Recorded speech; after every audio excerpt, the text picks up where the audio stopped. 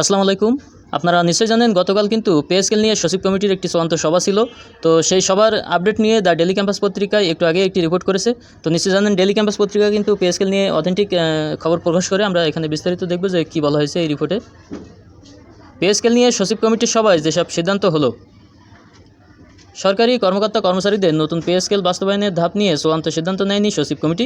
এ বিষয়ে সিদ্ধান্ত নেবে মন্ত্রিসভা। তবে নতুন বেতন কাঠামো চলতি 2026-27 অর্থবছর থেকেই কার্যকর করার সিদ্ধান্তে সরকার অটল। নতুন পে স্কেলে মূল বেতন সর্বোচ্চ 100% পর্যন্ত বাড়ানোর আলোচনা হয়েছে। তবে বেতন ও ভাতা একসঙ্গে কার্যকর হবে নাকি ধাপে ধাপে দেওয়া হবে তা এখনও চূড়ান্ত হয়নি।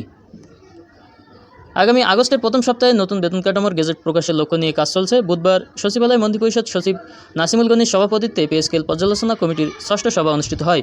সভায় নবম জাতীয় বেতন কমিশনের সুপারিশ এবং আগের বেতন কাঠামোর বিভিন্ন ত্রুটি নিয়ে বিস্তারিত আলোচনা হয়। বৈঠক সূত্রে জানা যায়, নতুন পে স্কেলের বিষয়ে সরকারের নীতিগত সিদ্ধান্ত প্রায় চূড়ান্ত। সচিব কমিটি আরও 2 থেকে 3 দিন কারিগরি বা বিভিন্ন দিক বিশ্লেষণ করবে। এরপর চলতি মাসের শেষ সপ্তাহে বা আগস্টের প্রথম সপ্তাহে সুপারিশ মন্ত্রিসভার বৈঠকে উঠতে পারে। মন্ত্রিসভায় নতুন পে স্কেল বাস্তবায়নের ধাপসহ গুরুত্বপূর্ণ বিষয়ে সিদ্ধান্ত হবে। এরপর প্রস্তাবটি আইনি পরীক্ষা নিরীক্ষার জন্য আইন মন্ত্রণালয়ে পাঠানো হবে। ভেটিং শেষে প্রধানমন্ত্রীর সারসংক্ষেপ অনুমোদন করলে গেজেট প্রকাশ করা হবে।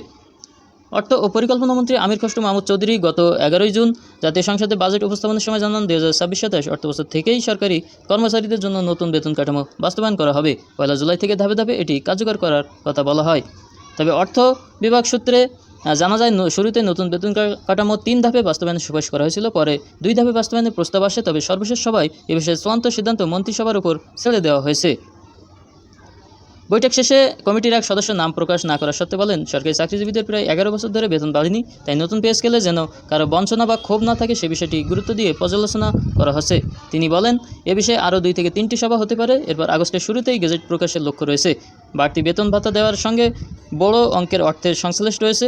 এর সঙ্গে সরকারের আর্থিক সক্ষমতার বিষয়টিও জড়িত। তাই পে স্কেল কয় ধাপে বাস্তবায়ন হবে সে বিষয়ে সচিব কমিটির কোনো মতামত দেবে না। চূড়ান্ত সিদ্ধান্ত নেবে মন্ত্রিসভা।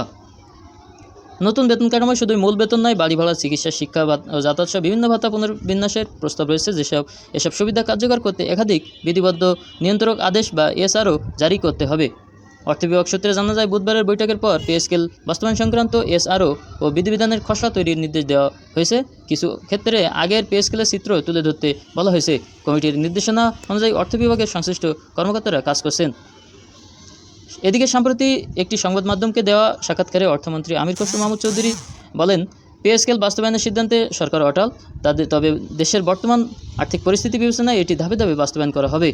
তিনি বলেন, পে স্কেলের বিষয়ে সিদ্ধান্ত নেওয়া হয়েছে, এটি বাস্তবায়ন করা হবে। তবে দেশের বর্তমান আর্থিক পরিস্থিতি ও কঠিন সময় বিবেচনা নিয়ে এটি ক্রমান্বয়ে বাস্তবায়ন করা হবে।